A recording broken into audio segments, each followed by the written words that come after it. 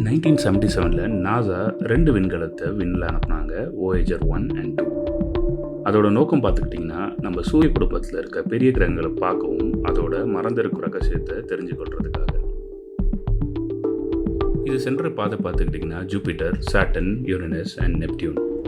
ஜூபிட்டரில் பிரம்மாண்ட புயல்கள், எரிமலை வெடிப்புகள், சாட்டர்னோட வளையங்கள், அது இல்லாமல் நெப்டியூனின் நீல சூறாவளி, இதெல்லாம் மனிதன் முதல் முறையாக கண்டான். ஆனால் வோயேஜர் 8 சென்ற மிக சிறப்பான பொருள் என்ன தெரியுமா? ஒரு கோல்டன் ரெக்கார்ட். அதில் மனிதரோட குரல், இசை, இயற்கையின் ஓசைகள், 55 மொழிகள், ஹலோ வேர்ல்ட் என்ற சொல், இது எல்லாமே பூமியிலேருந்து அனுப்பப்பட்டது. நாங்கள் இருக்கிறோம் என்ற செய்தி ஏலியன்ஸுக்காக. இன்று அது 24 பில்லியன் கிலோமீட்டர் தூரம் சென்று விட்டது. ஆனால் இன்னும் பூமியின் குரலை எடுத்துக்கொண்டு பறக்கிறது. ஒரு சிறிய விண்கலம் மனிதனின் கனவு, ஆர்வம், நம்பிக்கை அனைத்தையும் பிரபஞ்சத்தின் ஆழத்துக்குள் எடுத்து சென்று கொண்டிருக்கிறது. இந்த விண்கலம் ஏலியன்ஸ் கிட்ட மாட்டுச்சுன்னா என்ன ஆகும்? கமெண்ட்ல சொல்லுங்கள்.